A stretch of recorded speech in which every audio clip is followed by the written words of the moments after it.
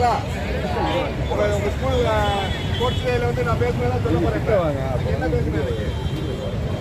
போதை தான். போதை வந்து நம்ம எல்லாரையும் ஆக்கிரமிச்சு வச்சிருக்கு. முழுக்க முழுக்க போதையால எல்லாருமே மாறி போய் கிடக்குறோம். அதுக்காக தான் இந்த போதையை தடுக்கணுங்கிறதுக்காக தான் கவர்மெண்ட் வந்து மாணவர்கள் மத்தியிலேருந்தே கொண்டு போய் சொல்றாங்க. ஏன்னா நீங்க தான் வளரும் தலைவர், ஜென்சி நீங்க தான்.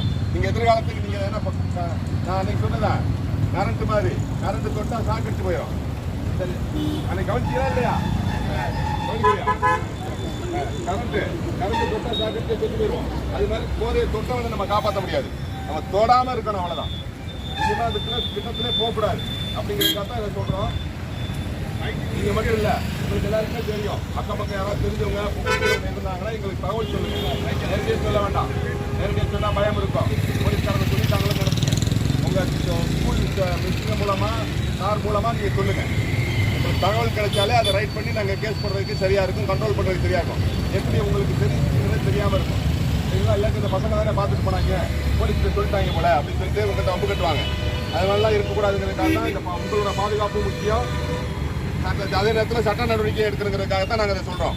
அதனால் எங்கே விற்றாலும் சரி, புலிஸோ பான்பராக்கோ ஹேண்ட்ஸோ இந்த மாதிரி ஐட்டம்ஸ் எங்கே விற்றாலும் சரி, இல்லை கஞ்சா இந்த மாதிரி ஐட்டம் இதை விட பெரிய பெரிய போதை ஐட்டம் எங்கே கிடைச்சா விற்கிறாங்க, குடிக்கிறாங்க, பயன்படுத்துகிறாங்க அப்படின்னாலும் நீங்கள் சொல்லுங்கள்.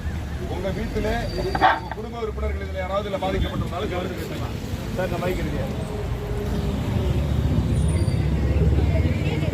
அதனால வந்து எல்லாருமே வந்து இந்த போதையை ஒழிக்கணும். போதைக்கு நம்ம எல்லாரும் அடிமையாகக்கூடாது. எதிர்கால சமுதாயம் வந்து போதை இல்லாத சமுதாயமா இருக்கணும் அப்படிங்கிறதுக்காகத்தான் நாங்கள் வந்து ஒரு விழிப்புணர்வு பேரணி இன்னைக்கு நடத்துறோம். நீங்க எல்லாருமே மாணவர்கள் இங்க நடக்கிறது மட்டும் இல்ல, இந்த போதையை பத்தி நிறைய பிளக்கார்ட்ஸ்லாம் வச்சிருக்கிறீங்க. இதை நம்ம பார்க்குற பொதுமக்களும் இந்த மாதிரி மாணவர் சமுதாயம் வந்து இந்த போதையை ஒழிக்கிறது